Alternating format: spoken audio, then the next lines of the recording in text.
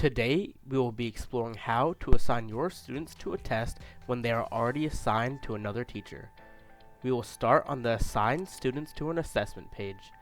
A student can only be assigned to a test through one teacher and class.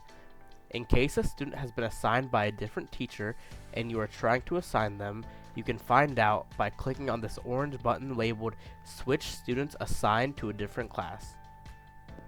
After you have assigned a class to a test, check the students who've been assigned to this test by clicking the blue button labeled Assign Students.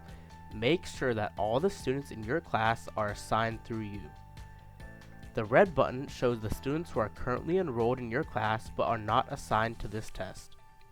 And the orange button shows you the students who are currently enrolled in your class but are assigned to the test through a different teacher or an individual student level assessment.